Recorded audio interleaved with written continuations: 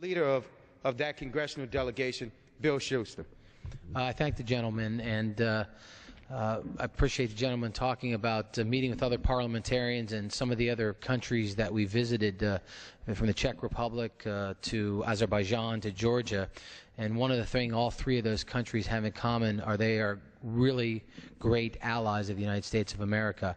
All those countries contribute forces to not only to Afghanistan but to Iraq, and currently they have or have just had troops returning. And when you look at a country like Azerbaijan that lives in a rough neighborhood between Iran to the south and Russia to the north, Georgia sits on the Russian border and has had problems with Russia.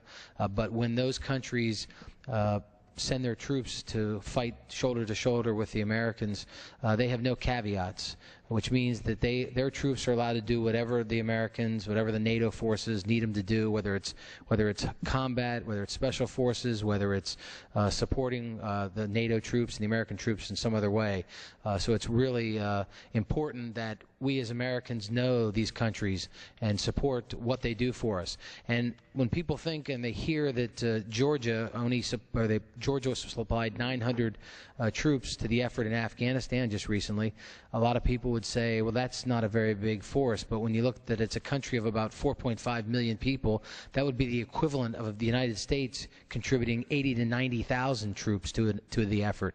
So it's really a big contribution, and we owe them a debt of gratitude to those countries that do that around the world.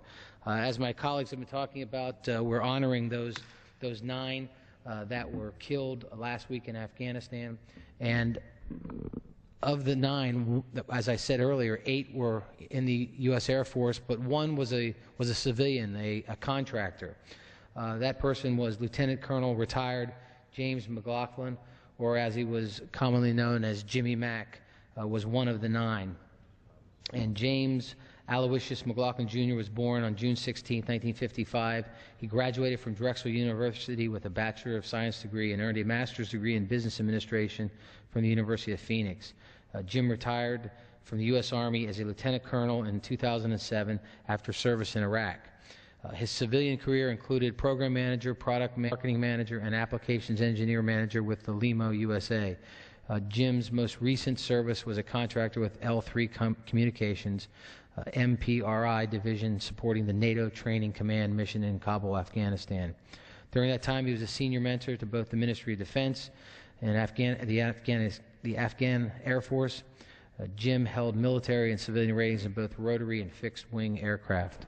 One of his passions was his ham radio, and he held a current amateur radio license. He had a network of fellow ham radio operators throughout the United States and the world. And James McLaughlin is survived by his wife, Sandra, and their 3 children, Adam, Eve, and James, all of Santa Rosa, California. All Americans should keep their families in our thoughts and our prayers, and we give, again, a thank you to not only to James McLaughlin for giving the ultimate sacrifice, but for his family that have to suffer this great loss. And with that, I yield back to the gentleman from Louisiana. Thank you, Congressman Shuster.